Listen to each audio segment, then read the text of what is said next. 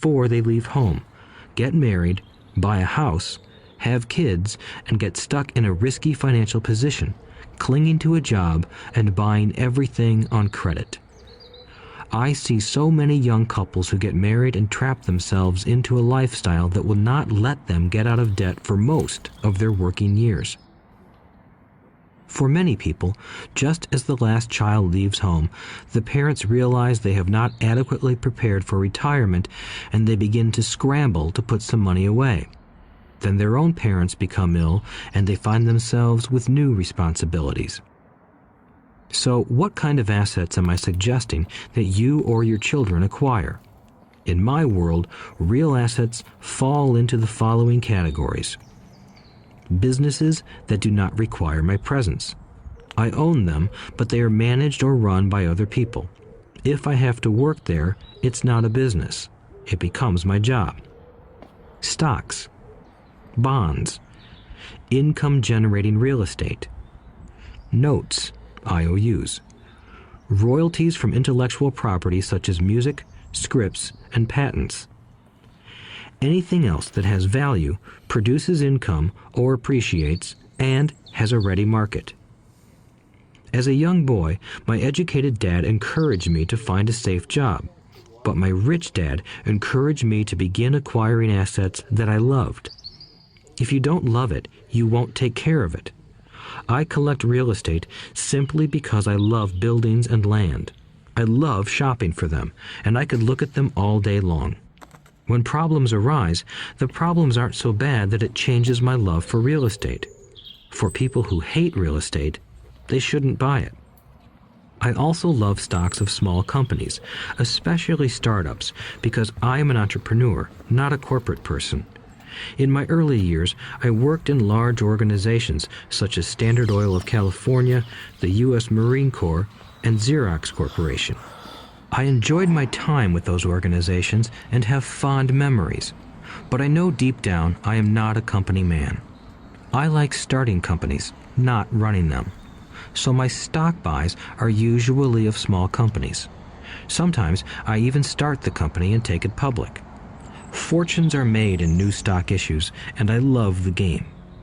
Many people are afraid of small cap companies and call them risky, and they are. But that risk is diminished if you love what the investment is, understand it, and know the game. With small companies, my investment strategy is to be out of the stock in a year.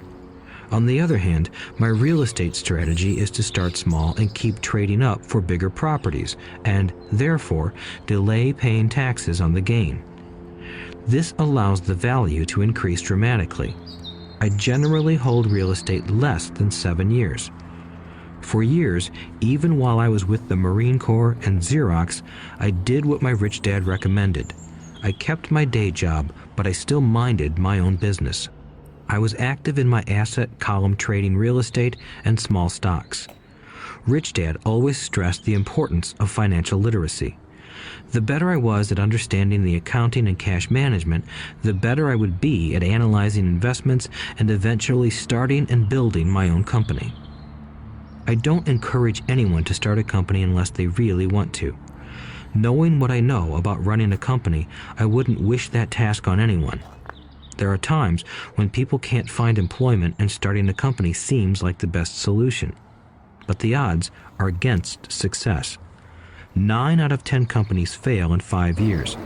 Of those that survive the first 5 years, 9 out of every 10 of those eventually fail as well.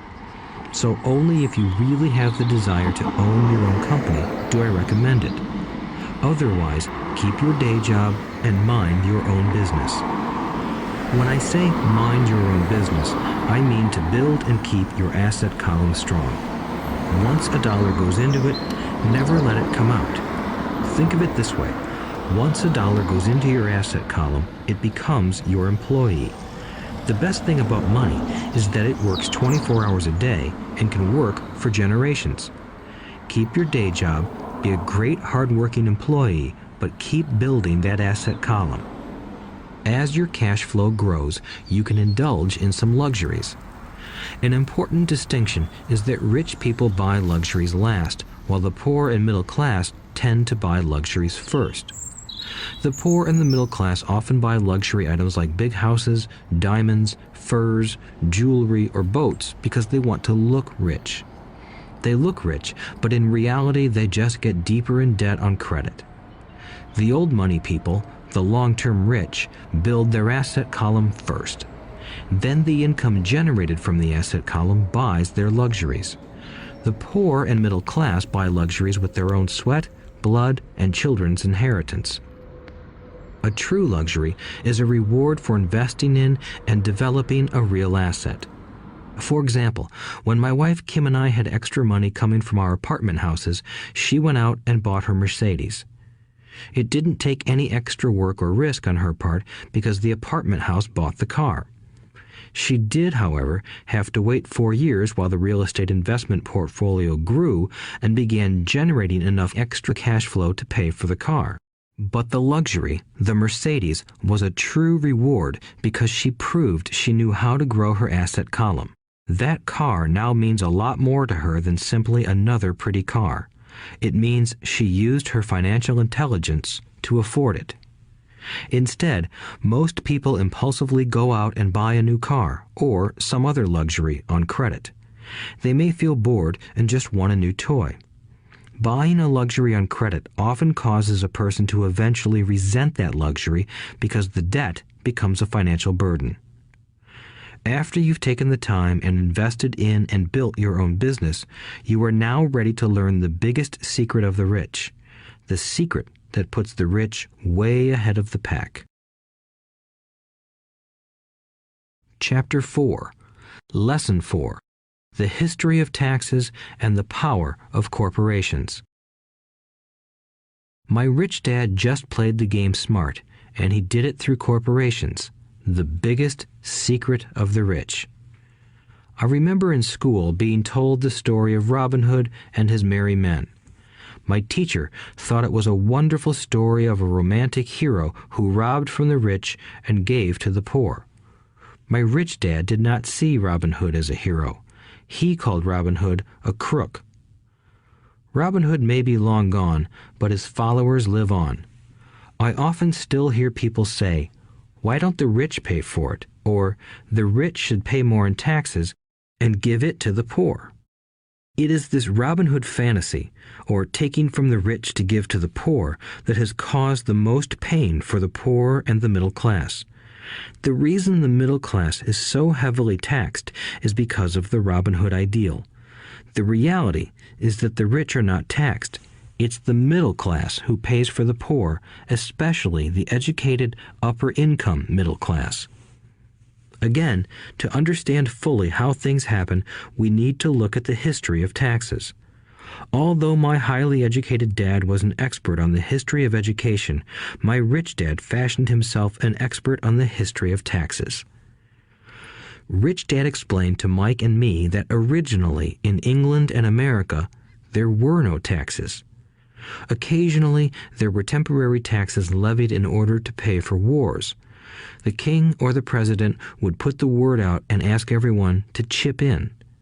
Taxes were levied in Britain for the fight against Napoleon from 1799 to 1816, and in America to pay for the Civil War from 1861 to 1865. In 1874, England made income tax a permanent levy on its citizens. In 1913, an income tax became permanent in the United States with the adoption of the 16th Amendment to the U.S. Constitution. At one time, Americans were anti-tax. It had been the tax on tea that led to the famous Tea Party in Boston Harbor, an incident that helped ignite the Revolutionary War. It took approximately 50 years in both England and the United States to sell the idea of a regular income tax. What these historical dates fail to reveal is that both of these taxes were initially levied against only the rich. It was this point that Rich Dad wanted Mike and me to understand. He explained that the idea of taxes was made popular and accepted by the majority by telling the poor and the middle class that taxes were created only to punish the rich. This is how the masses voted for the law, and it became constitutionally legal. Although it was intended to punish the rich, in reality it wound up punishing the very people who voted for it, the poor and middle class. Once government got a taste of money, its appetite grew, said Rich Dad. Your dad and I are exactly opposite. He's a government bureaucrat, and I am a capitalist. We get paid, and our success is measured on opposite behaviors. He gets paid to spend money and hire people. The more he spends and the more people he hires, the larger his organization becomes. In the government, a large organization is a respected organization. On the other hand, within my organization, the fewer people I hire and the less money I spend, the more I am respected by my investors. That's why I don't like government people. They have different objectives than most business people. As the government grows, more and more tax dollars are needed to support it. My educated dad sincerely believed that government should help people. He loved John F. Kennedy and especially the idea of the Peace Corps.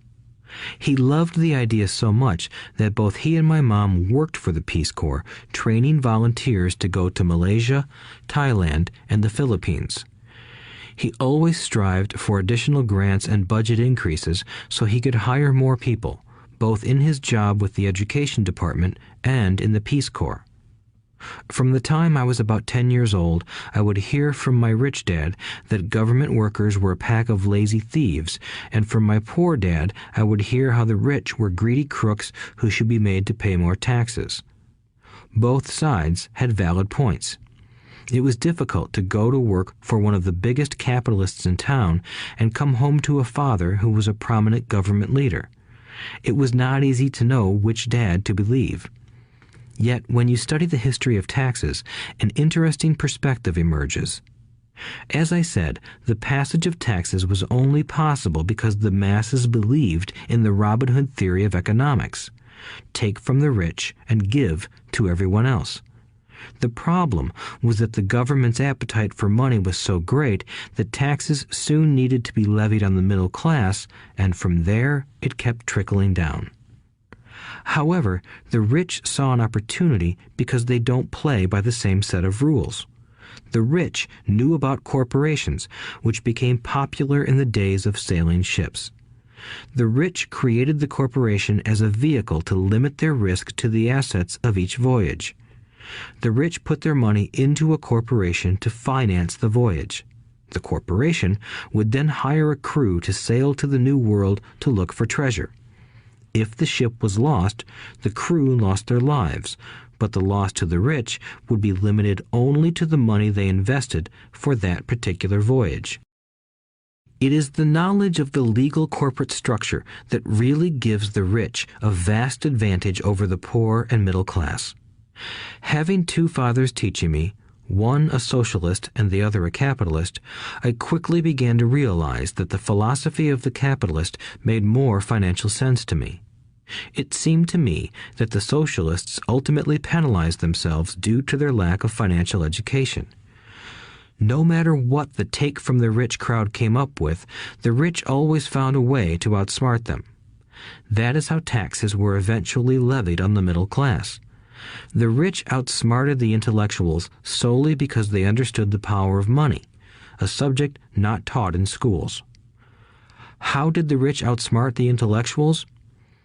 Once the take from the rich tax was passed, cash started flowing into government coffers. Initially, people were happy. Money was handed out to government workers and the rich. It went to government workers in the form of jobs and pensions, and it went to the rich via their factories receiving government contracts. The government received a large pool of money, but the problem was the fiscal management of that money. The government ideal is to avoid having excess money. If you fail to spend your allotted funds, you risk losing it in the next budget. You would certainly not be recognized for being efficient. Business people, on the other hand, are rewarded for having excess money and are applauded for their efficiency. As this cycle of growing government spending continued, the demand for money increased, and the tax the rich idea was adjusted to include lower income levels down to the very people who voted it in. the poor, and the middle class. True capitalists used their financial knowledge to simply find an escape. They headed back to the protection of a corporation. But what many people who have never formed a corporation don't know is that a corporation is not really a thing. A corporation is merely a file folder with some legal documents in it, sitting in some attorney's office and registered with a state government agency. It's not a big building or a factory or a group of people. A corporation is merely a legal document that creates a legal body without a soul. Using it, the wealth of the rich was once again protected. It was popular because the income tax rate of a corporation is less than the individual income tax rates. In addition, certain expenses could be paid by a corporation with pre-tax dollars. This war between the haves and have-nots has raged for hundreds of years. The battle is waged whenever and wherever laws are made, and it will go on forever. The problem is that the people who lose are the uninformed, the ones who get up every day and diligently go to work and pay taxes. If they only understood the way the rich play the game, they could play it too. Then they would be on their way to their own financial independence. This is why I cringe every time I hear a parent advise their children to go to school so they can find a safe, secure job. An employee with a safe, secure job without financial aptitude has no escape. Average Americans today work 5 to 6 months for the government just to cover their taxes. In my opinion, that is simply too long.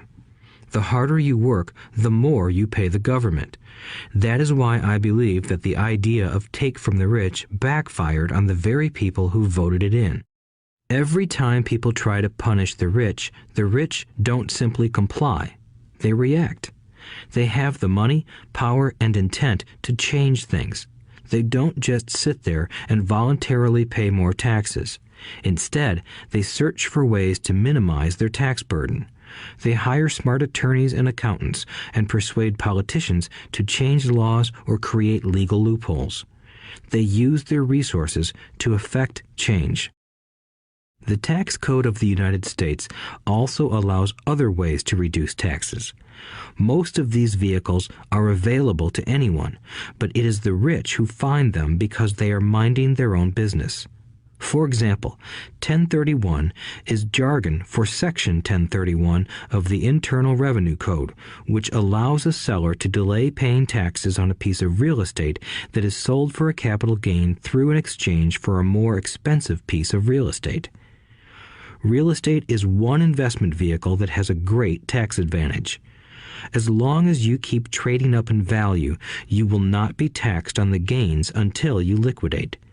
People who don't take advantage of these legal tax savings are missing a great opportunity to build their asset columns. The poor and middle class don't have the same resources.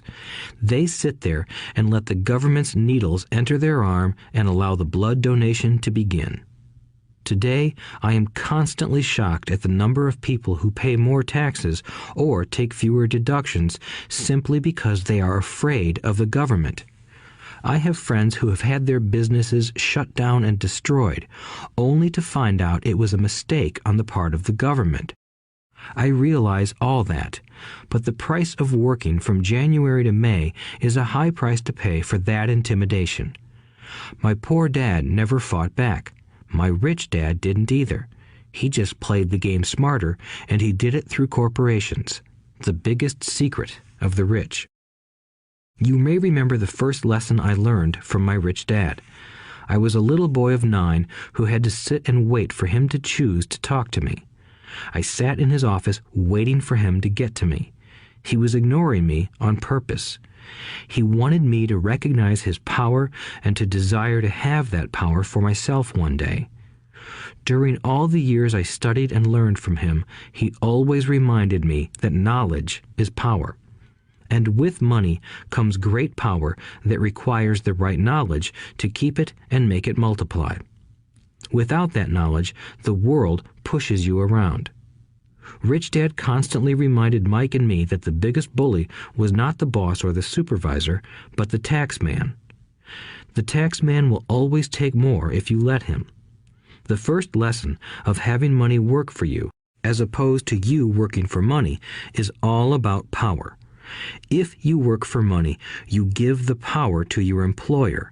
If money works for you, you keep the power and control it. Once we had this knowledge of the power of money working for us, he wanted us to be financially smart and not let anyone or anything push us around. If you're ignorant, it's easy to be bullied.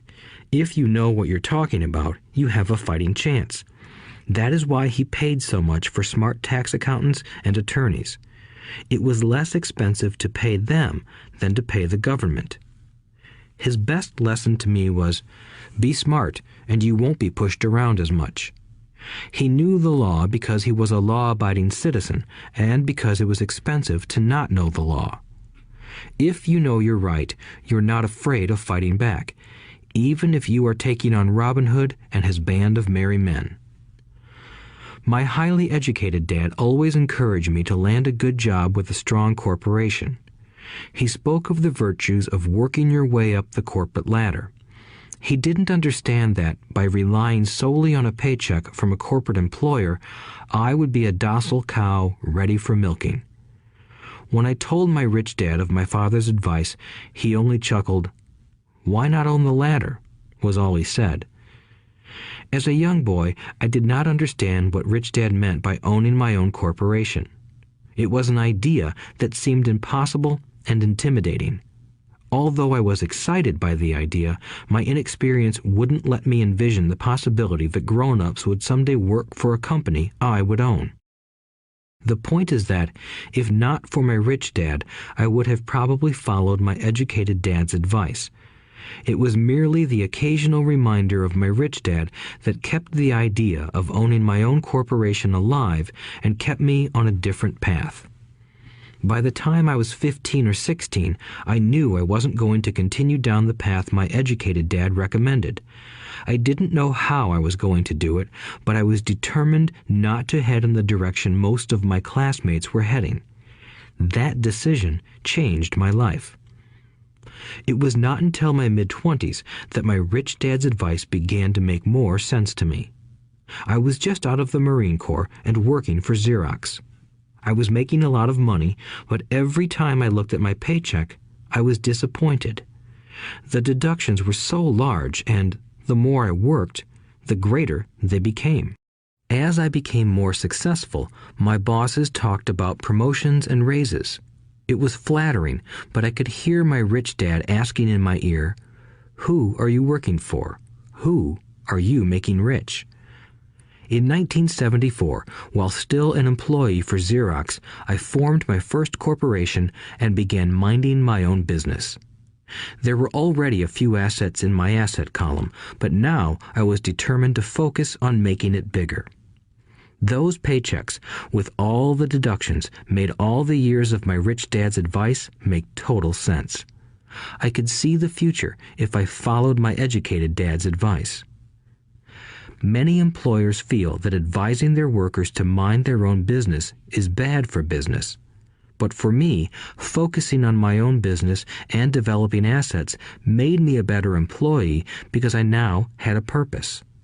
I came in early and worked diligently, amassing as much money as possible so I could invest in real estate. Hawaii was just set to boom, and there were fortunes to be made. The more I realized that we were in the beginning stages of a boom, the more Xerox machines I sold.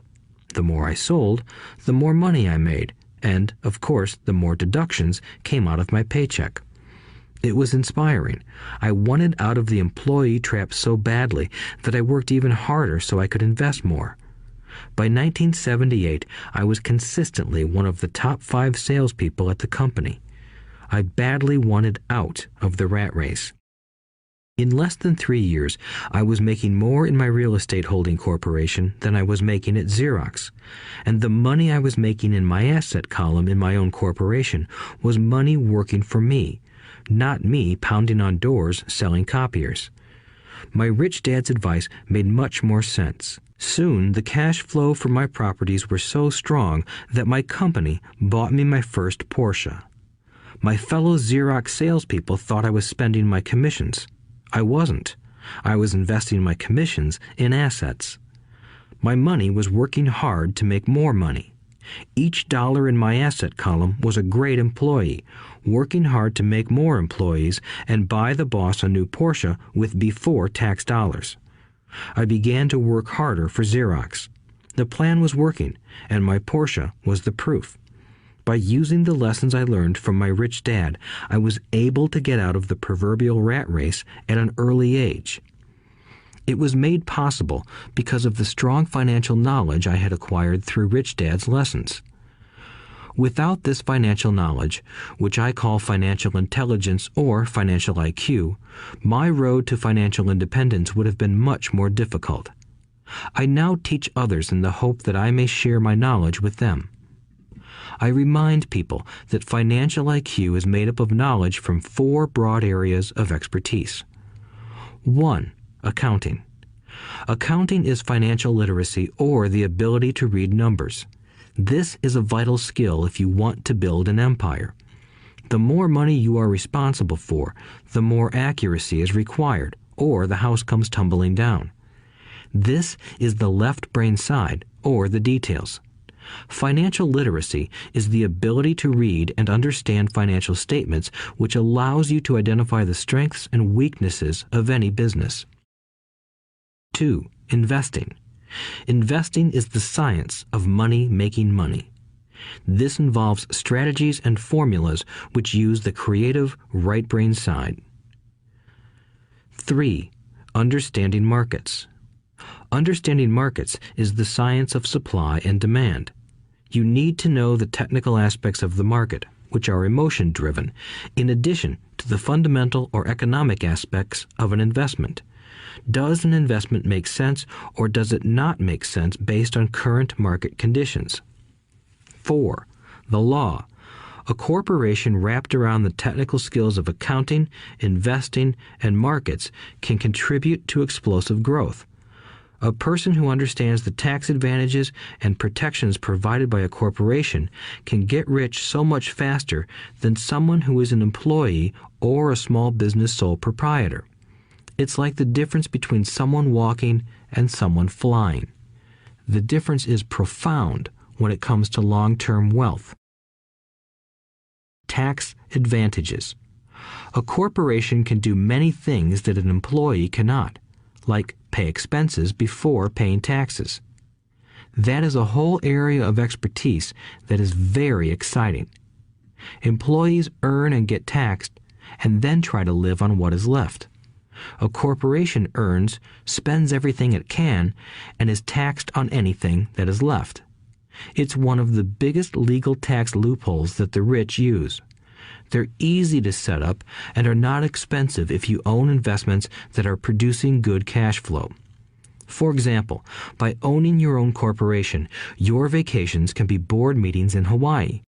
Car payments, insurance, repairs, and health club memberships are company expenses. Most restaurant meals are partial expenses and on. But it's done legally with pre-tax dollars. Protection from lawsuits. We live in a litigious society. Everybody wants a piece of your action. The rich hide much of their wealth using vehicles such as corporations and trusts to protect their assets from creditors. When someone sues a wealthy individual, they are often met with layers of legal protection and often find that the wealthy person actually owns nothing. They control everything, but own nothing.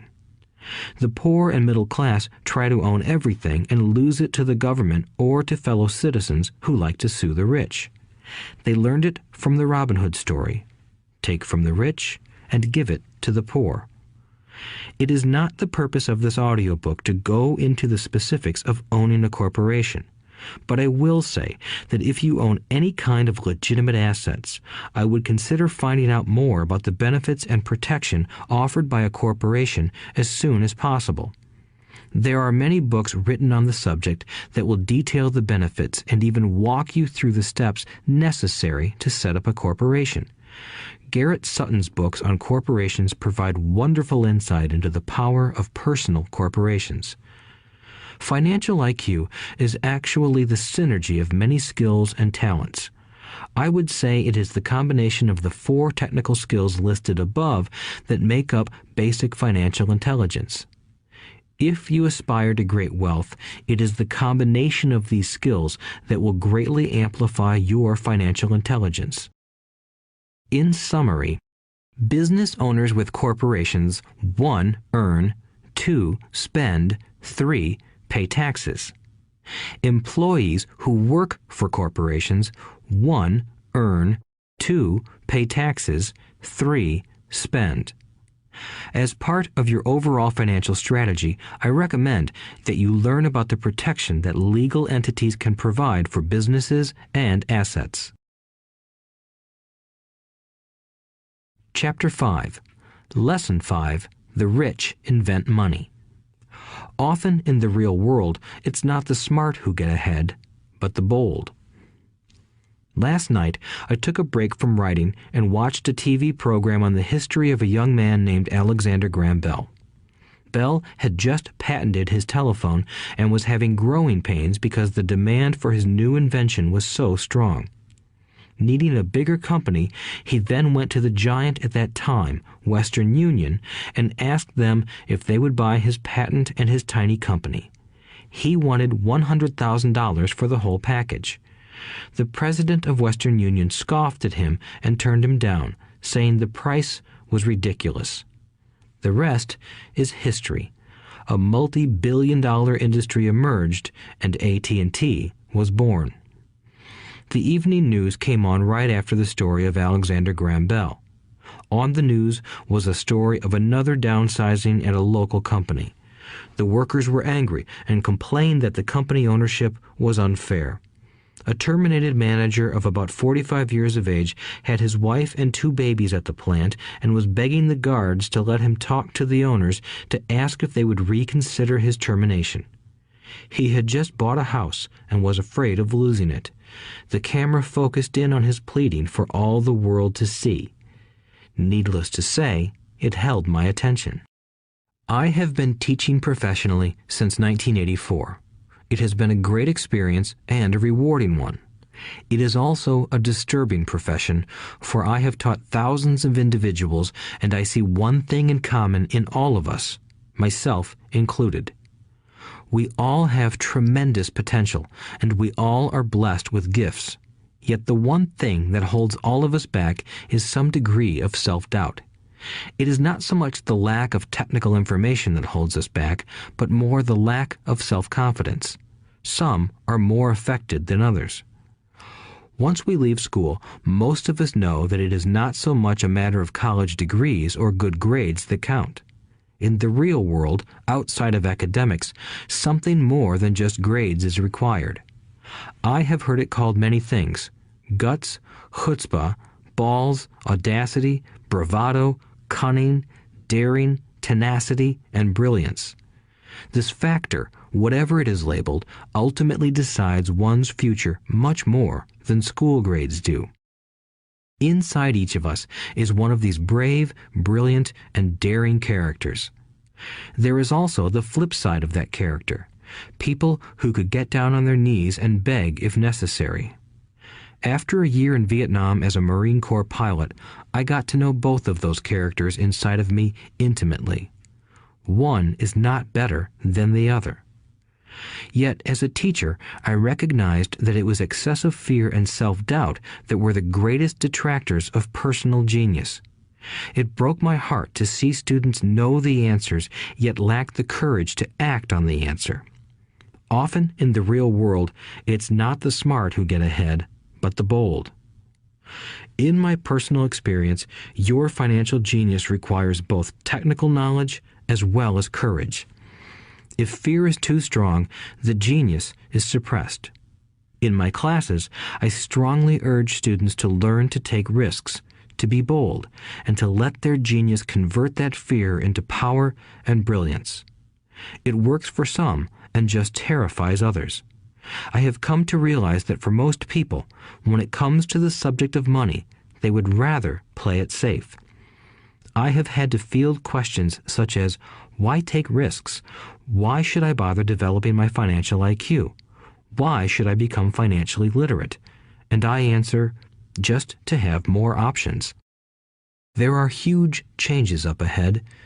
In the coming years, there will be more people just like the young inventor Alexander Graham Bell.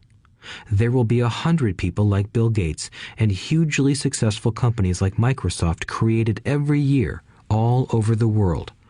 And there will also be many more bankruptcies, layoffs, and downsizings. So why bother developing your financial IQ? No one can answer that but you. Yet I can tell you why I myself do it. I do it because it is the most exciting time to be alive. I'd rather be welcoming change than dreading change. I'd rather be excited about making millions than worrying about not getting a raise. This period we are in now is a most exciting time, unprecedented in our world's history. Generations from now, people will look back at this period of time and remark at what an exciting era it must have been. It was the death of the old and birth of the new. It was full of turmoil, and it was exciting. So why bother developing your financial IQ? Because if you do, you will prosper greatly. And if you don't, this period of time will be a frightening one. It will be a time of watching some people move boldly forward while others cling to worn-out life preservers. Land was wealth 300 years ago, so the person who owned the land owned the wealth. Later, wealth was in factories and production, and America rose to dominance. The industrialist owned the wealth. Today, wealth is in information, and the person who has the most timely information owns the wealth. The problem is that information flies around the world at the speed of light. The new wealth cannot be contained by boundaries and borders as land and factories were. The changes will be faster and more dramatic. There will be a dramatic increase in the number of new multimillionaires. There also will be those who are left behind. I find so many people struggling today, often working harder, simply because they cling to old ideas. They want things to be the way they were, and they resist change. I know people who are losing their jobs or their houses, and they blame technology or the economy or their boss. Sadly, they fail to realize that they might be the problem. Old ideas are their biggest liability. It is a liability simply because they fail to realize that while that idea or way of doing something was an asset yesterday, yesterday is gone. One afternoon, I was teaching how to invest using a board game I had invented, Cash Flow, as a teaching tool. A friend had brought someone along to attend the class.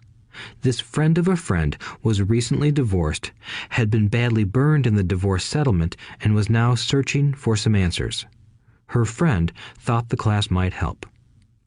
The game was designed to help people learn how money works. In playing the game, they learn about the interaction of the income statement with the balance sheet. They learn how cash flows between the two and how the road to wealth is through striving to increase your monthly cash flow from the asset column to the point that it exceeds your monthly expenses. Once you accomplish this, you are able to get out of the rat race and out onto the fast track. As I have said, some people hate the game, some love it, and others miss the point. This woman missed a valuable opportunity to learn something. In the opening round, she drew a doodad card with the boat on it. At first, she was happy. "Oh, I've got a boat." Then, as her friend tried to explain how the numbers worked on her income statement and balance sheet, she got frustrated because she had never liked math. The rest of her table waited while her friend continued explaining the relationship between the income statement, balance sheet, and monthly cash flow. Suddenly, when she realized how the numbers worked, it dawned on her that her boat was eating her alive. Later on in the game, she was also downsized and had a child. It was a horrible game for her. After the class, her friend came by and told me that she was upset. She had come to the class to learn about investing and did not like the idea that it took so long to play a silly game. Her friend attempted to tell her to look within herself to see if the game reflected her in any way. With that suggestion, the woman demanded her money back. She said that the very idea that a game could be a reflection of her was ridiculous. Her money was promptly refunded, and she left.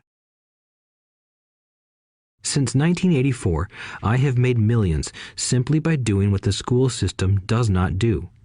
In school, most teachers lecture. I hated lectures as a student. I was soon bored, and my mind would drift. In 1984, I began teaching via games and simulations, and I still rely on these tools today. I always encourage adult students to look at games as reflecting back to them what they know and what they need to learn. Most importantly, games reflect behavior. They are instant feedback systems. Instead of the teacher lecturing you, the game is giving you a personalized lecture, one that is custom-made just for you. The friend of the woman who left later called to give me an update. She said her friend was fine and had calmed down. In her cooling off period, she could see some slight relationship between the game and her life. Although she and her husband did not own a boat, they did own everything else imaginable. She was angry after their divorce, both because he had run off with a younger woman and because, after 20 years of marriage, they had accumulated little in the way of assets. There was virtually nothing for them to split. Their 20 years of married life had been incredible fun, but all they had accumulated was a ton of doodads. She realized that her anger at doing the numbers, the income statement and balance sheet, came from her embarrassment about not understanding them. She believed that finances were the man's job. She maintained the house and did the entertaining, and he handled the finances. She was now quite certain that in the last 5 years of their marriage, he had hidden money from her. She was angry at herself for not being more aware of where the money was going, as well as for not knowing about the other woman. Just like a board game, the world is always providing us with instant feedback. We could learn a lot if we tuned in more. One day, not long ago, I complained to my wife that the cleaners must have shrunk my pants. My wife gently smiled and poked me in the stomach to inform me that the pants had not shrunk. Something else had expanded. Me. The cash flow game was designed to give every player personal feedback. Its purpose is to give you options.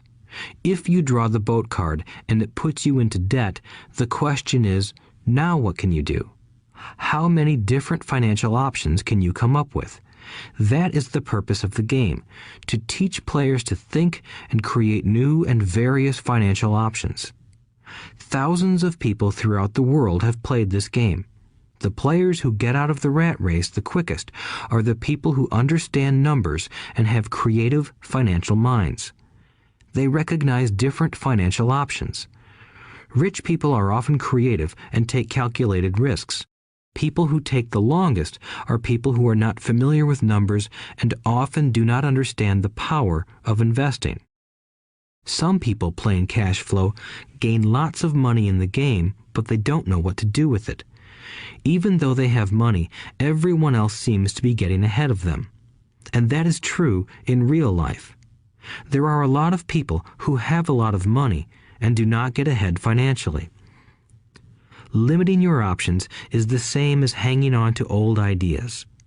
I have a friend from high school who now works at 3 jobs. Years ago, he was the richest of all my classmates. When the local sugar plantation closed, the company he worked for went down with the plantation. In his mind, he had but one option, and that was the old option: work hard. The problem was that he couldn't find an equivalent job that recognized his seniority from the old company. As a result, he is overqualified for the jobs he currently has, so his salary is lower. He now works 3 jobs to earn enough to survive. I have watched people playing cash flow complain that the right opportunity cards are not coming their way, so they sit there. I know people who do that in real life. They wait for the right opportunity. I have watched people get the right opportunity card and then not have enough money. Then they complain that they would have gotten out of the rat race if they had had more money. So they sit there. I know people in real life who do that also. They see all the great deals, but they have no money. And I have seen people pull a great opportunity card, read it out loud, and have no idea that it is a great opportunity. They have the money, the time is right, they have the card, but they can't see the opportunity staring them in the face. They fail to see how it fits into their financial plan for escaping the rat race. And I know more people like that than all the others combined. Most people have an opportunity of a lifetime flash right in front of them, and they fail to see it. A year later, they find out about it, after everyone else got rich. Financial intelligence is simply having more options. If the opportunities aren't coming your way, what else can you do to improve your financial position? If an opportunity lands in your lap and you have no money and the bank won't talk to you, what else can you do to get the opportunity to work in your favor? If your hunch is wrong and what you've been counting on doesn't happen, how can you turn a lemon into millions? That is financial intelligence. It is not so much what happens, but how many different financial solutions you can think of to turn a lemon into millions. It is how creative you are in solving financial problems. Most people only know one solution: work hard, save, and borrow. So why would you want to increase your financial intelligence? Because you want to be the kind of person who creates your own luck. You take whatever happens and make it better. Few people realize that luck is created, just as money is. And if you want to be luckier and create money instead of working hard, then your financial intelligence is important. If you are the kind of person who is waiting for the right thing to happen, you might wait for a long time. It's like waiting for all the traffic lights to be green for 5 miles before you'll start your trip. As young boys, Mike and I were constantly told by my rich dad that money is not real. Rich Dad occasionally reminded us of how close we came to the secret of money on that first day we got together and began making money out of plaster of Paris. The poor and middle class work for money, he would say. The rich make money. The more real you think money is, the harder you will work for it. If you can grasp the idea that money is not real, you will grow richer faster. What is it? Was a question Mike and I often came back with. What is money if it is not real? What we agree it is, was all Rich Dad would say. The single most powerful asset we all have is our mind. If it is trained well, it can create enormous wealth seemingly instantaneously. An untrained mind can also create extreme poverty that can crush a family for generations. In the information age, money is increasing exponentially. A few individuals are getting ridiculously rich from nothing, just ideas and agreements. If you ask many people who trade stocks or other investments for a living, they see it done all the time. Often, millions can be made instantaneously from nothing. And by nothing, I mean no money was exchanged. It is done via agreement, a hand signal in a trading pit, a blip on a trader's screen in Lisbon from a trader's screen in Toronto and back to Lisbon, a call to my broker to buy and a moment later to sell. Money did not change hands. Agreements did. So why develop your financial genius? Only you can answer that. I can tell you why I have been developing this area of my intelligence. I do it because I want to make money fast. Not because I need to, but because I want to. It is a fascinating learning process. I develop my financial IQ because I want to participate in the fastest game and biggest game in the world. And, in my own small way, I would like to be part of this unprecedented evolution of humanity, the era where humans work purely with their minds and not with their bodies. Besides, it is where the action is. It is what is happening. It's hip. It's scary. And it's fun. That is why I invest in my financial intelligence, developing the most powerful asset I have. I want to be with people moving boldly forward. I do not want to be with those left behind. I will give you a simple example of creating money. In the early 1990s, the economy of Phoenix, Arizona was horrible. I was watching a TV show when a financial planner came on and began forecasting doom and gloom. His advice was to save money. Put $100 away every month, he said. In 40 years, you will be a multimillionaire. Well, putting money away every month is a sound idea. It is one option, the option most people subscribe to. The problem is this: it blinds the person to what is really going on. It causes them to miss major opportunities for much more significant growth of their money. The world is passing them by. As I said, the economy was terrible at that time. For investors, this is the perfect market condition. A chunk of my money was in the stock market and in apartment houses. I was short of cash. Because people were giving properties away, I was buying. I was not saving money. I was investing. Kim and I had more than $1 million in cash working in a market that was rising fast.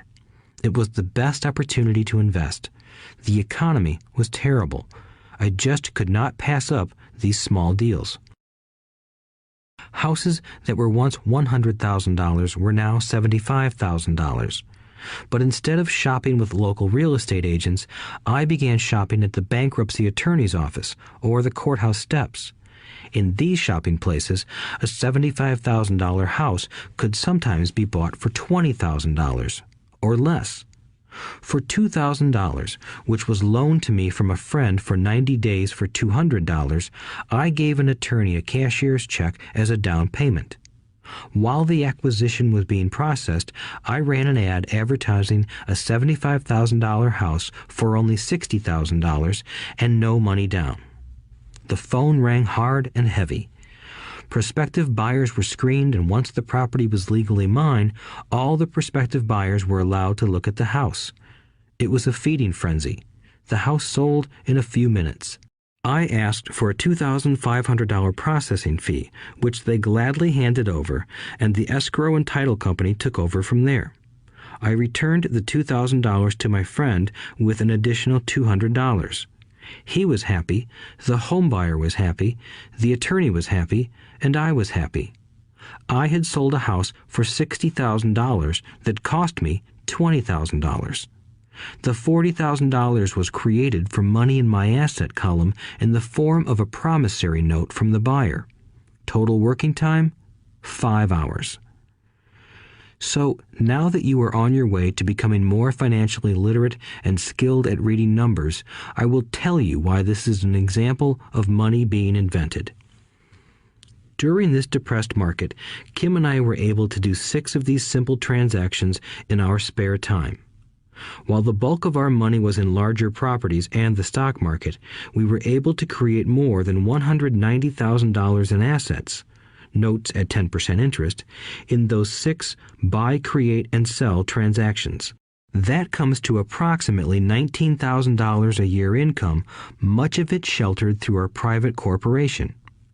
Much of that $19,000 a year goes to pay for our company cars, gas, trips, insurance, dinners with clients, and other things. By the time the government gets a chance to tax that income, it's been spent on legally allowed pre-tax expenses. This was a simple example of how money is invented, created, and protected using financial intelligence. Ask yourself, how long would it take to save $190,000? Would the bank pay you 10% interest on your money? And the promissory note is good for 30 years. I hope they never pay me the $190,000. I have to pay a tax if they pay me the principal, and besides, $19,000 paid over 30 years is a little over $500,000 in income. I have people ask, what happens if the person doesn't pay? That does happen, and it's good news. That $60,000 home could be taken back and resold for $70,000 and another $2,500 collected as a loan processing fee. It would still be a zero-down transaction in the mind of the new buyer, and the process would go on. The first time I sold the house, I paid back the $2,000, so technically I have no money in the transaction.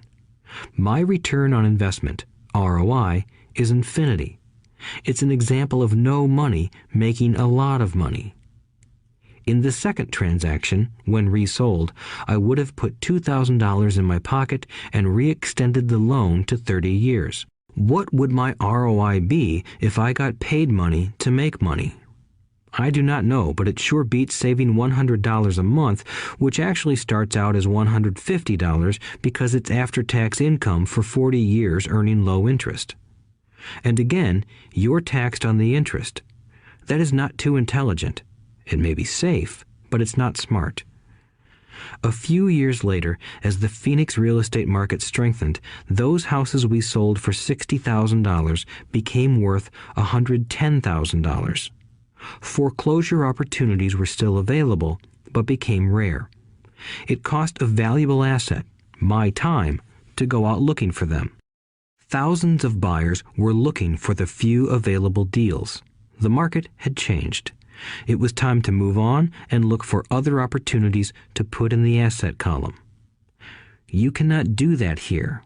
That is against the law. You're lying. I hear those comments much more often than, "Can you show me how to do that?" The math is simple. You do not need algebra or calculus, and the escrow company handles the legal transaction and the servicing of the payments. I have no roofs to fix or toilets to unplug because the owners do that. It's their house. Occasionally, someone does not pay, and that is wonderful because there are late fees, or they move out and the property is sold again. The court system handles that. And it may not work in your area. The market conditions may be different, but the example illustrates how a simple financial process can create hundreds of thousands of dollars with little money and low risk. It is an example of money being only an agreement. Anyone with a high school education can do it. Yet most people won't. Most people listen to the standard advice of work hard and save money. For about 30 hours of work, approximately $190,000 was created in the asset column, and no taxes were paid. Which one sounds harder to you? 1.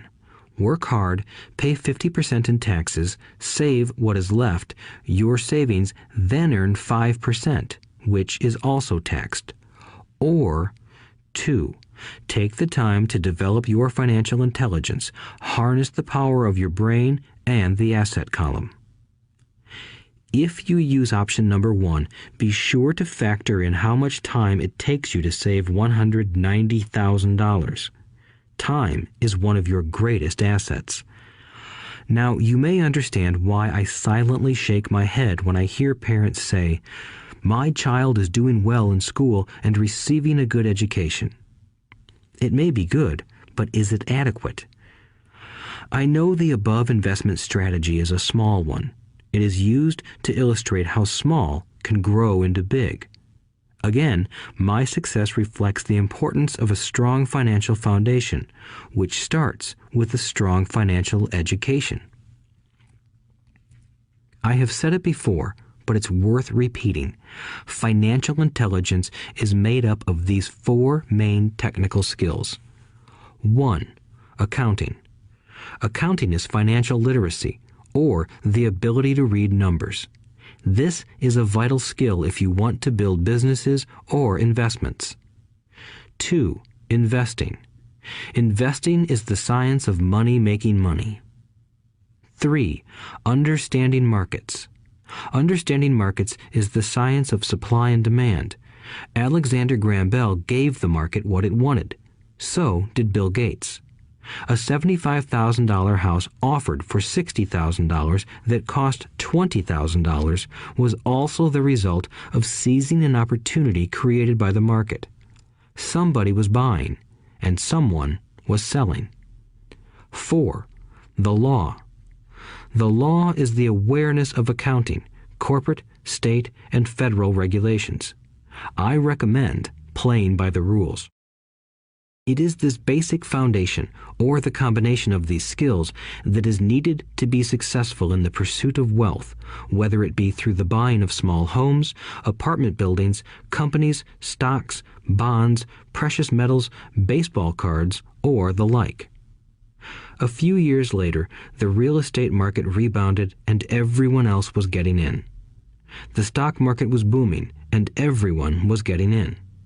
The U.S. economy was getting back on its feet. I began selling and was now traveling to Peru, Norway, Malaysia, and the Philippines. The investment landscape had changed. We were no longer buying real estate. Now I just watched the values climb inside the asset column and will probably begin selling. I suspect that some of those 6 little house deals will sell and the $40,000 note will be converted to cash. I need to call my accountant to be prepared for cash and seek ways to shelter it. The point I would like to make is that investments come and go. The market goes up and comes down. Economies improve and crash. The world is always handing you opportunities of a lifetime, every day of your life, but all too often we fail to see them. But they are there. And the more the world changes and the more technology changes, the more opportunities there will be to allow you and your family to be financially secure for generations to come. So why bother developing your financial intelligence? Again, only you can answer that. I know why I continue to learn and develop. I do it because I know there are changes coming. I'd rather welcome change than cling to the past. I know there will be market booms and market crashes. I want to continually develop my financial intelligence because at each market change, some people will be on their knees begging for their jobs. Others, meanwhile, will take the lemons that life hands them, and we are all handed lemons occasionally, and turn them into millions. That's financial intelligence. I am often asked about the lemons I have turned into millions. I hesitate using many more examples of personal investments because I am afraid it comes across as bragging or tooting my own horn. That is not my intention. I use the examples only as numerical and chronological illustrations of actual and simple cases. I use the examples because I want you to know that it is easy. And the more familiar you become with the 4 pillars of financial intelligence, the easier it becomes. Personally, I use 2 main vehicles to achieve financial growth: real estate and small cap stocks. I use real estate as my foundation. Day in and day out, my properties provide cash flow and occasional spurts of growth and value. The small cap stocks are used for fast growth. I do not recommend anything that I do. The examples are just that, examples. If the opportunity is too complex and I do not understand the investment, I don't do it.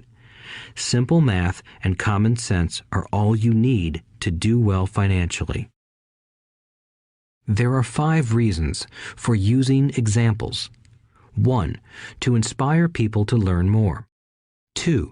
To let people know it is easy if the foundation is strong. 3. To show that anyone can achieve great wealth. 4. To show that there are millions of ways to achieve your goals. 5. To show that it's not rocket science. In 1989, I used to jog through a lovely neighborhood in Portland, Oregon. It was a suburb that had little gingerbread houses. They were small and cute. I almost expected to see Little Red Riding Hood skipping down the sidewalk on her way to Granny's. There were for sale signs everywhere. The timber market was terrible. The stock market had just crashed, and the economy was depressed. On one street, I noticed a for sale sign that was up longer than most. It looked old. Jogging past it one day, I ran into the owner, who looked troubled. "What are you asking for your house?" I asked. The owner turned and smiled weakly. "Make me an offer," he said. "It's been for sale for over a year. Nobody even comes by anymore to look at it." "I'll look," I said, and I bought the house a half hour later for $20,000 less than his asking price. It was a cute little 2-bedroom home with gingerbread trim on all the windows. It was light blue with gray accents and had been built in 1930. Inside, there was a beautiful rock fireplace, as well as 2 tiny bedrooms. It was a perfect rental house. I gave the owner $5,000 down for a $45,000 house that was really worth $65,000, except that no one wanted to buy it. The owner moved out in a week, happy to be free, and my first tenant moved in, a local college professor. After the mortgage, expenses, and management fees were paid, I put a little less than $40 in my pocket at the end of each month. Hardly exciting. A year later, the depressed Oregon real estate market had begun to pick up. California investors, flush with money from their still booming real estate market, were moving north and buying up Oregon and Washington. I sold that little house for $95,000 to a young couple from California who thought it was a bargain. My capital gains of approximately $40,000 were placed into a 1031 tax-deferred exchange, and I went shopping for a place to put my money. In about a month, I found a 12-unit apartment house right next to the Intel plant in Beaverton, Oregon. The owners lived in Germany, had no idea what the place was worth, and again, just wanted to get out of it.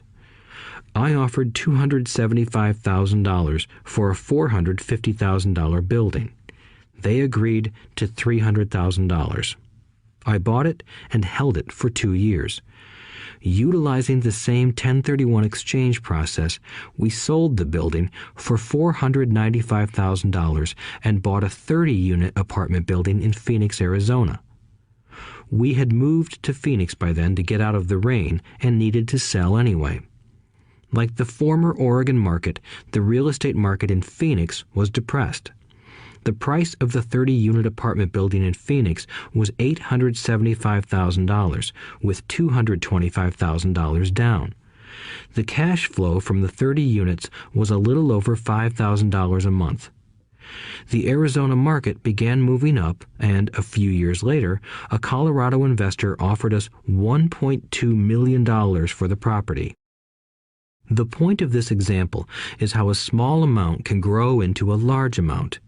Again, it is a matter of understanding financial statements, investment strategies, a sense of the market, and the laws. If people are not versed in these subjects, then obviously they must follow standard dogma, which is to play it safe, diversify, and only invest in secure investments.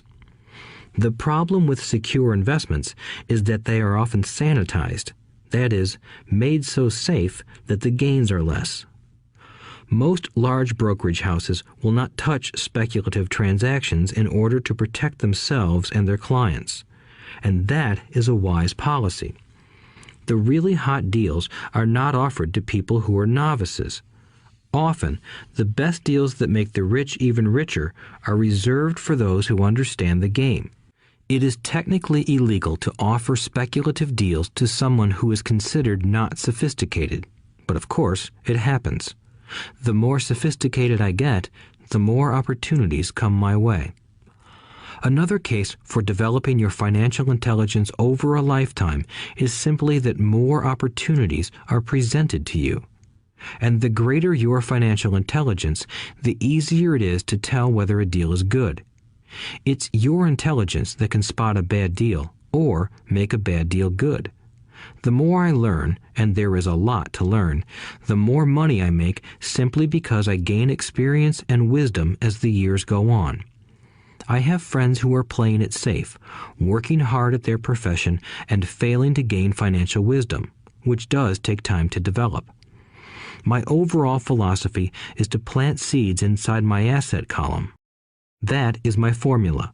I start small and plant seeds. Some grow, some don't. Inside our real estate corporation, we have property worth several $1,000,000. It is our own right, or real estate investment trust. The point I'm making is that most of those millions started out as little $5,000 to $10,000 investments. All of those down payments were fortunate to catch a fast-rising market and increase tax-free. We traded in and out several times over a number of years. We also own a stock portfolio, surrounded by a corporation that Kim and I call our personal mutual fund. We have friends who deal specifically with investors like us who have extra money each month to invest. We buy high-risk, speculative private companies that are just about to go public on a stock exchange in the United States or Canada. An example of how fast gains can be made are 100,000 shares purchased for 25 cents each before the company goes public. 6 months later, the company is listed, and the 100,000 shares now are worth $2 each. If the company is well managed, the price keeps going up, and the stock may go to $20 or more per share. There are years when our $25,000 has gone to $1 million in less than a year. It is not gambling if you know what you're doing. It is gambling if you're just throwing money into a deal and praying. The idea in anything is to use your technical knowledge, wisdom, and love of the game to cut the odds down, to lower the risk. Of course, there is always risk. It is financial intelligence that improves the odds. Thus, what is risky for one person is less risky to someone else. That is the primary reason I constantly encourage people to invest more in their financial education than in stocks, real estate, or other markets. The smarter you are, the better chance you have of beating the odds. The stock plays I personally invested in were extremely high risk for most people and absolutely not recommended. I have been playing that game since 1979 and have paid more than my share in dues. But if you will review why investments such as these are high risk for most people, you may be able to set your life up differently, so that the ability to take $25,000 and turn it into $1 million in a year is low risk for you. As stated earlier, nothing I have written is a recommendation. It is only used as an example of what is simple and possible. What I do is small potatoes in the grand scheme of things. Yet, for the average individual, a passive income of more than $100,000 a year is nice and not hard to achieve. Depending on the market and how smart you are, it could be done in 5 to 10 years. If you keep your living expenses modest, $100,000 coming in as additional income is pleasant, regardless of whether you work. You can work if you like, or take time off if you choose, and use the government tax system in your favor rather than against you. My personal basis is real estate. I love real estate because it's stable and slow-moving. I keep the base solid. The cash flow is fairly steady and, if properly managed, has a good chance of increasing in value. The beauty of a solid base of real estate is that it allows me to take greater risks, as I do with speculative stocks. If I make great profits in the stock market, I pay my capital gains tax on the gain and then reinvest what's left in real estate, again further securing my asset foundation. A last word on real estate. I have traveled all over the world and taught investing. In every city, I hear people say you cannot buy real estate cheap. That is not my experience. Even in New York or Tokyo, or just on the outskirts of the city, prime bargains are overlooked by most people. In Singapore, with their high real estate prices, there are still bargains to be found within a short driving distance. So whenever I hear someone say, "You can't do that here," pointing at me, I remind them that maybe the real statement is, "I don't know how to do that here, yet." Great opportunities are not seen with your eyes. They are seen with your mind. Most people never get wealthy simply because they are not trained financially to recognize opportunities right in front of them. I am often asked, How do I start? In the final chapter of this audiobook, I offer 10 steps that I followed on the road to my financial freedom. But always remember to have fun. When you learn the rules and the vocabulary of investing and begin to build your asset column, I think you'll find that it's as fun a game as you've ever played. Sometimes you win, and sometimes you learn. But have fun. Most people never win because they're more afraid of losing. That is why I found school so silly. In school, we learn that mistakes are bad, and we are punished for making them. Yet if you look at the way humans are designed to learn, we learn by making mistakes. We learn to walk by falling down. If we never fell down, we would never walk. The same is true for learning to ride a bike. I still have scars on my knees, but today I can ride a bike without thinking. The same is true for getting rich. Unfortunately, the main reason most people are not rich is because they are terrified of losing.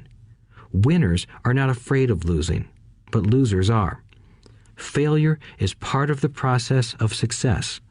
People who avoid failure also avoid success. I look at money much like my game of tennis. I play hard, make mistakes, correct, make more mistakes, correct, and I get better.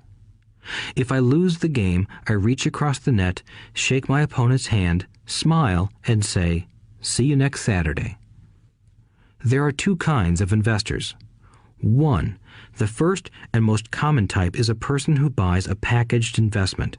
They call a retail outlet, such as a real estate company, a stockbroker, or a financial planner, and they buy something. It could be a mutual fund, a right, a stock, or bond. It is a clean and simple way of investing. An analogy would be a shopper who goes to a computer store and buys a computer right off the shelf. 2. The second type is an investor who creates investments. This investor usually assembles a deal in the same way a person who buys components builds a computer. I do not know the first thing about putting components of a computer together, but I do know how to put pieces of opportunities together, or know people who know how. It is this second type of investor who is the more professional investor. Sometimes it may take years for all the pieces to come together. And sometimes they never do.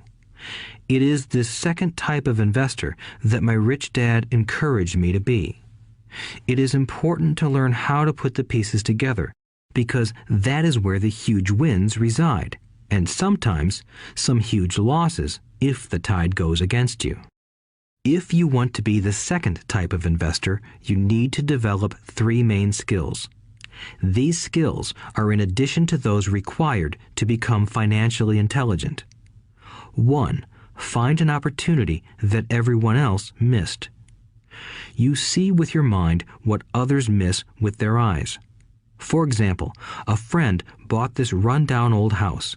It was spooky to look at. Everyone wondered why he bought it. What he saw that we did not was that the house came with 4 extra empty lots. He discovered that after going to the title company. After buying the house, he tore the house down and sold the 5 lots to a builder for 3 times what he paid for the entire package. He made $75,000 for 2 months of work. It's not a lot of money, but it sure beats minimum wage, and it's not technically difficult. 2. Raise money. The average person only goes to the bank. This second type of investor needs to know how to raise capital, and there are many ways that don't require a bank. To get started, I learned how to buy houses without a bank. It was the learned skill of raising money more than the houses themselves that was priceless. All too often, I hear people say, "The bank won't lend me money," or "I don't have the money to buy it." If you want to be a Type 2 investor, you need to learn how to do that which stops most people. In other words, a majority of people let their lack of money stop them from making a deal. If you can avoid that obstacle, you will be millions ahead of those who don't learn those skills. There have been many times I have bought a house, a stock, or an apartment building without a penny in the bank. I once bought an apartment house for $1.2 million. I did what is called tying it up with a written contract between seller and buyer. I then raised the $100,000 deposit, which bought me 90 days to raise the rest of the money. Why did I do it? Simply because I knew it was worth $2 million. I never raised the money. Instead, the person who put up the $100,000 gave me $50,000 for finding the deal, took over my position, and I walked away. Total working time? 3 days. Again, it's what you know more than what you buy. Investing is not buying. It's more a case of knowing. 3. Organize smart people. Intelligent people are those who work with or hire a person who is more intelligent than they are. When you need advice, make sure you choose your advisor wisely. There is a lot to learn, but the rewards can be astronomical. If you do not want to learn those skills, then being a Type 1 investor is highly recommended. It is what you know that is your greatest wealth. It is what you do not know that is your greatest risk. There is always risk, so learn to manage risk instead of avoiding it. Chapter 6. Lesson 6. Work to learn, don't work for money. Job security meant everything to my educated dad. Learning meant everything to my rich dad. A few years ago, I granted an interview with a newspaper in Singapore.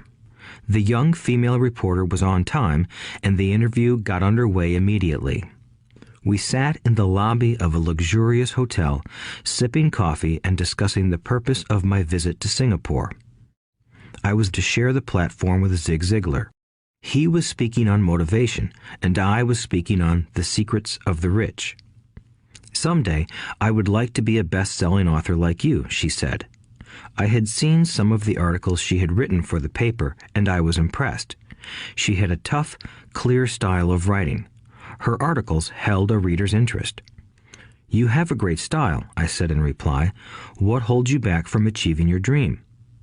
My work does not seem to go anywhere, she said quietly. Everyone says that my novels are excellent, but nothing happens. So I keep my job with the paper. At least it pays the bills. Do you have any suggestions? Yes, I do, I said brightly. A friend of mine here in Singapore runs a school that trains people to sell. He runs sales training courses for many of the top corporations here in Singapore, and I think attending one of his courses would greatly enhance your career. She stiffened. Are you saying I should go to school to learn to sell? I nodded. You aren't serious, are you? Again, I nodded. What is wrong with that? I was now backpedaling. She was offended by something, and now I was wishing I had not said anything. In my attempt to be helpful, I found myself defending my suggestion.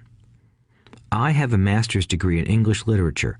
Why would I go to school to learn to be a salesperson? I am a professional. I went to school to be trained in a profession so I would not have to be a salesperson. I hate salespeople. All they want is money. So tell me why I should study sales. She was packing her briefcase. The interview was over. On the coffee table sat a copy of an earlier best-selling book I wrote. I picked it up as well as the notes she had jotted down on her legal pad. Do you see this? I said, pointing to her notes. She looked down at her notes. What? She said, confused. Again, I pointed deliberately to her notes. On her pad she had written, Robert Kiyosaki, best-selling author. It says best-selling author, not best writing author, I said quietly. Her eyes widened. I am a terrible writer, I said. You are a great writer. I went to sales school. You have a master's degree. Put them together, and you get a best-selling author and a best writing author. Anger flared from her eyes. I'll never stoop so low as to learn how to sell. People like you have no business writing. I'm a professionally trained writer, and you are a salesman.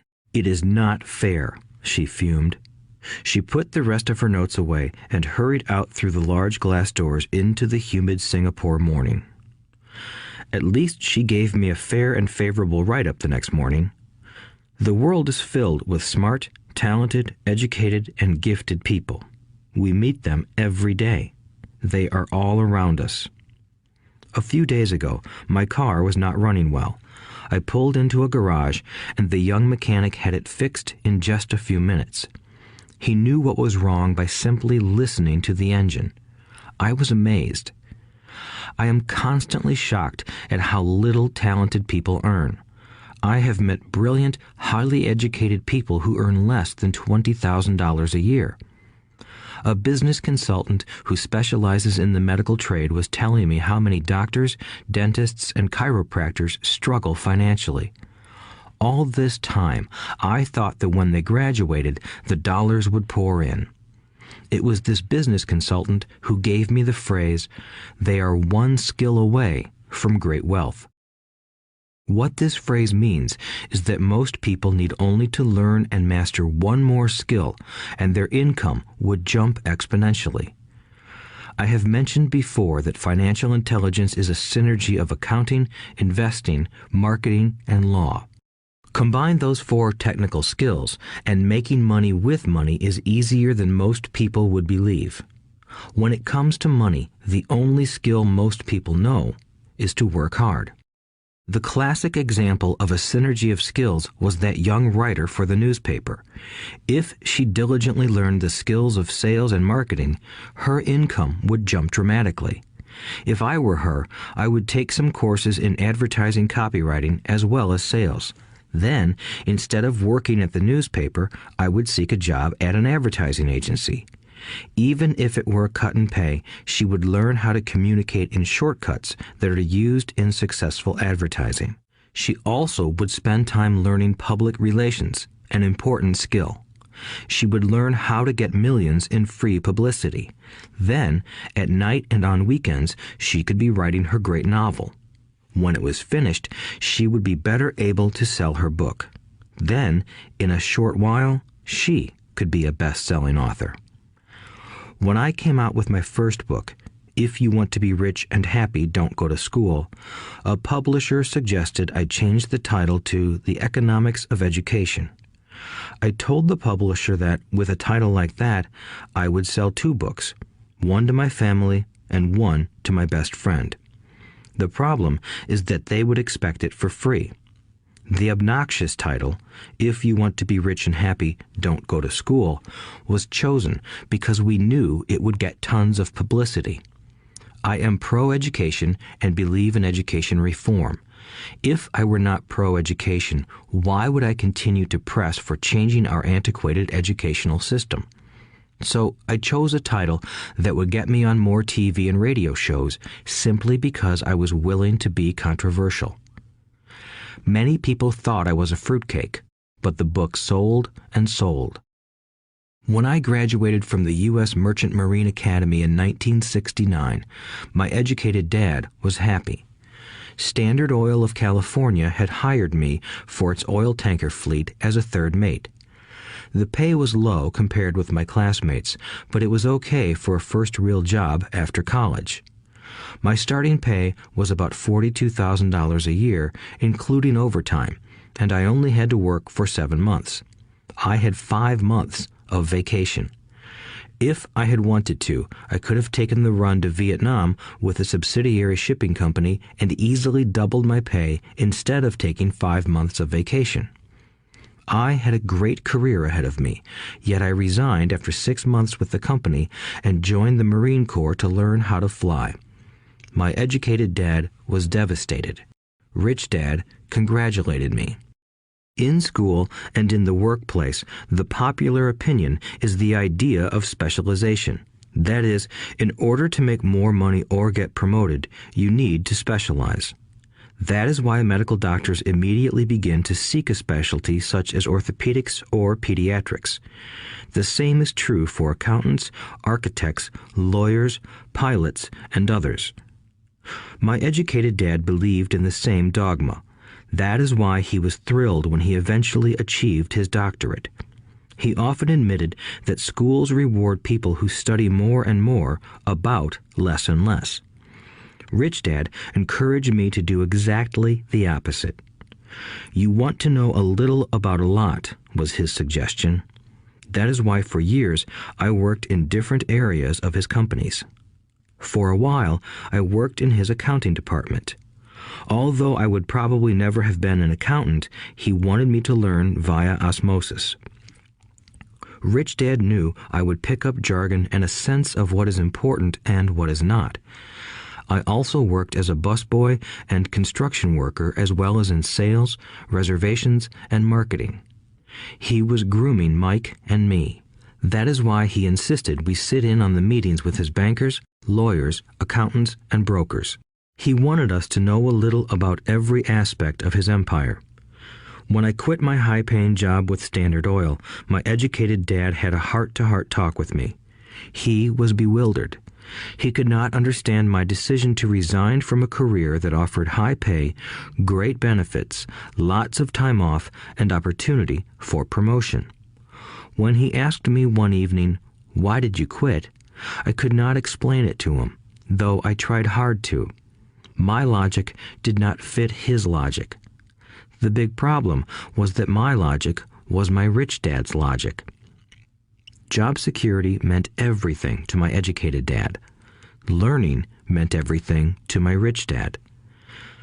Educated dad thought I went to school to learn to be a ship's officer. Rich dad knew that I went to school to study international trade. So as a student, I made cargo runs, navigating large freighters, oil tankers, and passenger ships to the Far East and the South Pacific. Rich Dad emphasized that I should stay in the Pacific instead of taking ships to Europe because he knew that the emerging nations were in Asia, not Europe. While most of my classmates, including Mike, were partying at their fraternity houses, I was studying trade, people, business styles, and cultures in Japan, Taiwan, Thailand, Singapore, Hong Kong, Vietnam, Korea, Tahiti, Samoa, and the Philippines. I was partying also, but it was not in any frat house. I grew up rapidly. Educated Dad just could not understand why I decided to quit and join the Marine Corps. I told him I wanted to learn to fly, but really I wanted to learn to lead troops. Rich Dad explained to me that the hardest part of running a company is managing people. He had spent 3 years in the Army. My educated dad was draft exempt. Rich Dad valued learning to lead men into dangerous situations. Leadership is what you need to learn next, he said. If you are not a good leader, you'll get shot in the back, just like they do in business. Returning from Vietnam in 1973, I resigned my commission, even though I loved flying. I found a job with Xerox Corporation. I joined it for one reason, and it was not for the benefits. I was a shy person, and the thought of selling was the most frightening subject in the world. Xerox has one of the best sales training programs in America. Rich Dad was proud of me. My educated dad was ashamed. Being an intellectual, he thought that salespeople were below him. I worked with Xerox for 4 years until I overcame my fear of knocking on doors and being rejected. Once I could consistently be in the top 5 in sales, I again resigned and moved on, leaving behind another great career with an excellent company. In 1977, I formed my first company. Rich Dad had groomed Mike and me to take over companies, so I now had to learn to form them and put them together.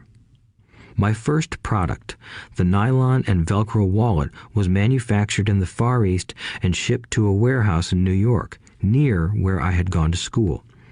My formal education was complete, and it was time to test my wings. If I failed, I would go broke. Rich Dad thought it best to go broke before 30. You still have time to recover, was his advice. On the eve of my 30th birthday, my first shipment left Korea for New York. Today, I still do business internationally, and as my rich dad encouraged me to do, I keep seeking the emerging nations. Today, my investment company invests in South American countries and Asian countries, as well as in Norway and Russia.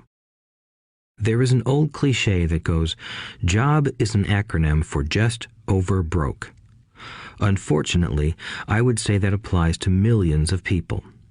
Because school does not think financial intelligence is an intelligence, most workers live within their means. They work and they pay bills. There is another horrible management theory that goes, workers work hard enough to not be fired, and owners pay just enough so that workers won't quit. And if you look at the pay scales of most companies, again, I would say there is a degree of truth to that statement. The net result is that most workers never get ahead. They do what they've been taught to do, get a secure job. Most workers focus on working for pay and benefits that reward them in the short term, but are often disastrous in the long run. Instead, I recommend to young people to seek work for what they will learn more than what they will earn. Look down the road at what skills they want to acquire before choosing a specific profession and before getting trapped in the rat race. Once people are trapped in the lifelong process of bill paying, they become like those little hamsters running around in those metal wheels. Their little furry legs are spinning furiously, the wheel is turning furiously, but come tomorrow morning, they'll still be in the same cage. Great job. In the movie Jerry Maguire, starring Tom Cruise, there are many great one-liners. Probably the most memorable is, "Show me the money." But there is one line I thought most truthful. It comes from the scene where Tom Cruise is leaving the firm. He has just been fired, and he is asking the entire company, "Who wants to come with me?" And the whole place is silent and frozen. Only one woman speaks up and says, "I'd like to, but I'm due for a promotion in 3 months." That statement is probably the most truthful statement in the whole movie. It is the type of statement that people use to keep themselves busy, working away to pay bills. I know my educated dad looked forward to his pay raise every year, and every year he was disappointed.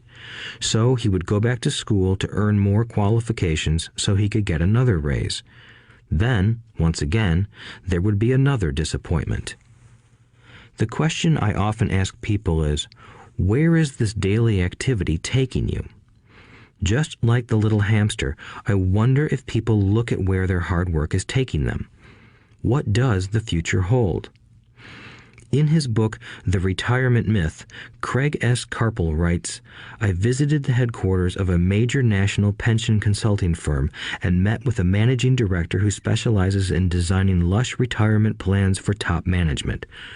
When I asked her what people who don't have corner offices will be able to expect in the way of pension income, she said with a confident smile, 'The silver bullet.'" "What," I asked, "is the silver bullet?" She shrugged and said, "If baby boomers discover they don't have enough money to live on when they're older, they can always blow their brains out." Carpel goes on to explain the difference between the old defined benefit retirement plans and the new 401k plans that are riskier. It is not a pretty picture for most people working today, and that is just for retirement. Add medical fees and long-term nursing home care, and the picture is frightening. Already, many hospitals in countries with socialized medicine need to make tough decisions such as who will live and who will die. They make those decisions purely on how much money they have and how old the patients are. If the patient is old, they often will give the medical care to someone younger. The older, poor patient gets put to the back of the line. Just as the rich can afford better education, the rich will be able to keep themselves alive, while those who have little wealth will die. So I wonder, are workers looking into the future or just until their next paycheck, never questioning where they are headed? When I speak to adults who want to earn more money, I always recommend the same thing. I suggest taking a long view of their life. Instead of simply working for the money and security, which I admit are important, I suggest they take a second job that will teach them a second skill. Often I recommend joining a network marketing company, also called multi-level marketing, if they want to learn sales skills. Some of these companies have excellent training programs that help people get over their fear of failure and rejection, which are the main reasons people are unsuccessful. Education is more valuable than money in the long run. When I offer this suggestion, I often hear in response, "Oh, that is too much hassle," or "I only want to do what I am interested in."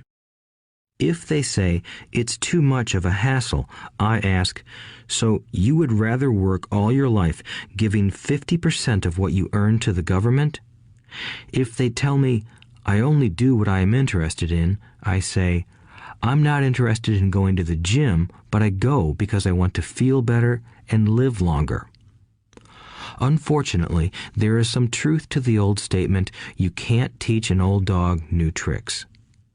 Unless a person is used to changing, it's hard to change.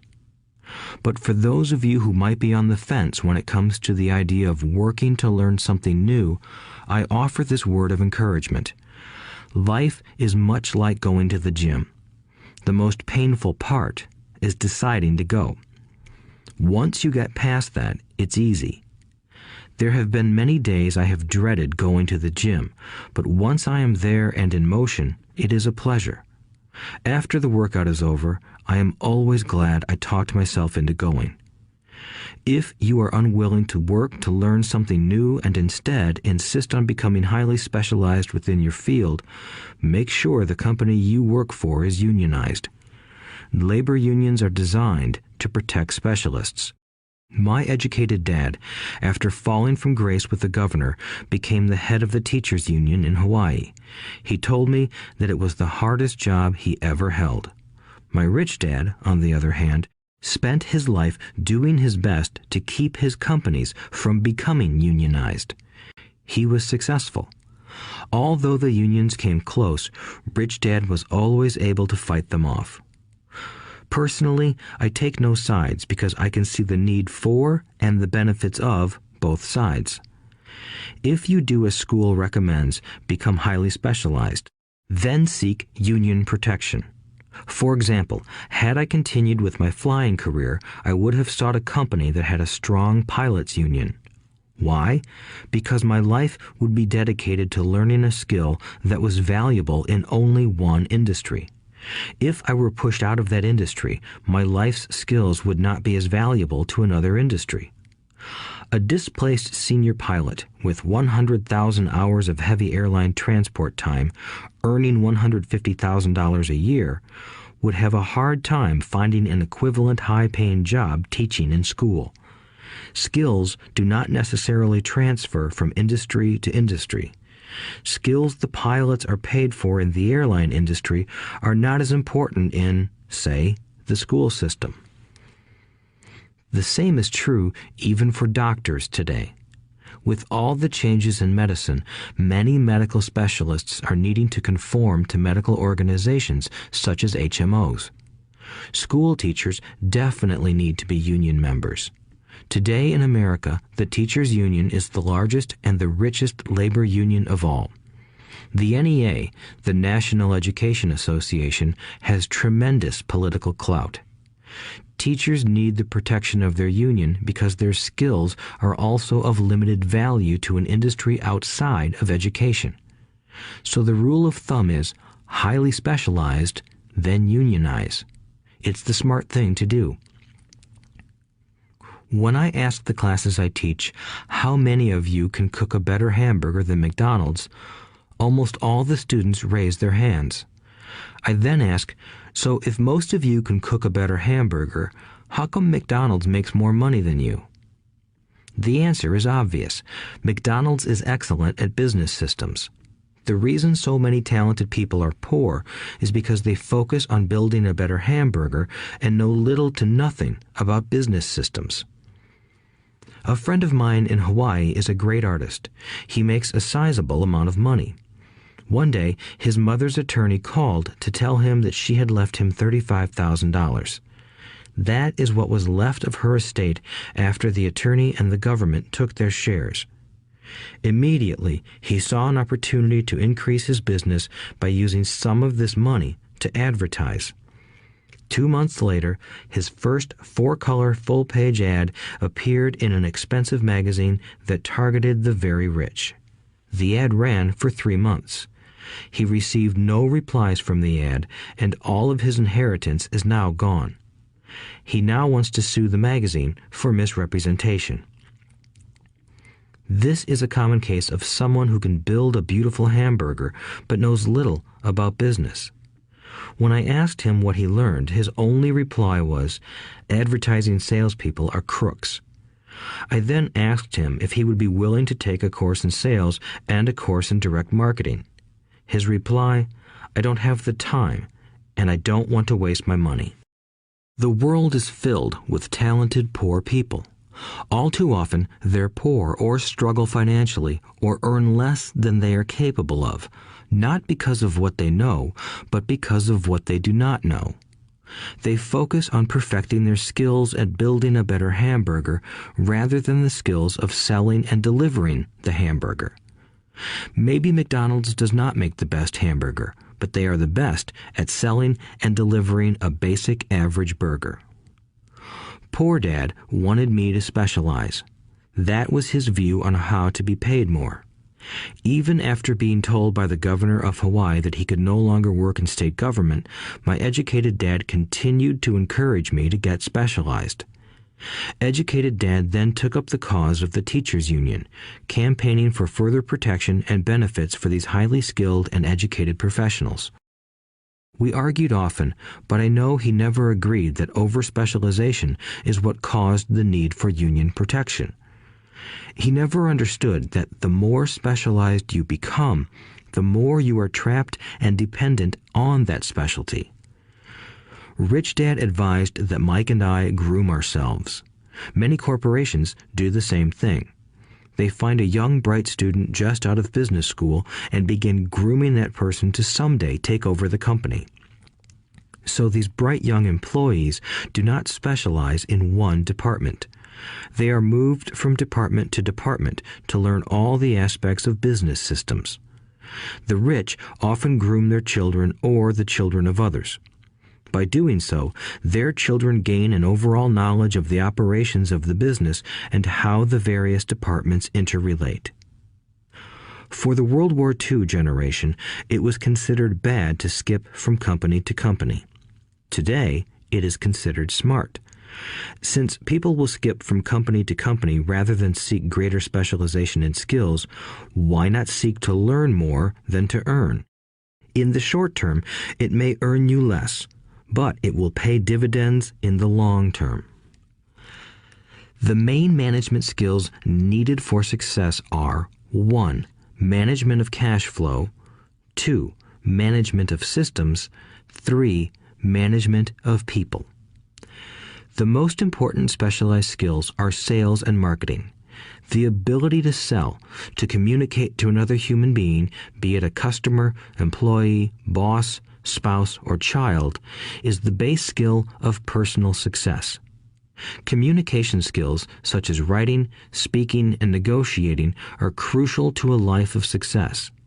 These are skills I work on constantly, attending courses or buying educational resources to expand my knowledge. As I have mentioned, my educated dad worked harder and harder the more competent he became. He also became more trapped the more specialized he got. Although his salary went up, his choices diminished. Soon after he was locked out of government work, he found out how vulnerable he really was professionally. It is like professional athletes who suddenly are injured or are too old to play. Their once high-paying position is gone, and they have limited skills to fall back on. I think that is why my educated dad sided so much with the unions after that. He realized how much a union would have benefited him. Rich Dad encouraged Mike and me to know a little about a lot. He encouraged us to work with people smarter than we were and to bring smart people together to work as a team. Today, it would be called a synergy of professional specialties. Today, I meet ex-school teachers earning hundreds of thousands of dollars a year. They earn that much because they have specialized skills in their field as well as other skills. They can teach as well as sell and market. I know of no other skills to be more important than selling and marketing. The skills of selling and marketing are difficult for most people, primarily due to their fear of rejection. The better you are at communicating, negotiating, and handling your fear of rejection, the easier life is. Just as I advise that newspaper writer who wanted to become a best-selling author, I advise anyone else today. Being technically specialized has its strengths as well as its weaknesses. I have friends who are geniuses, but they cannot communicate effectively with other human beings and,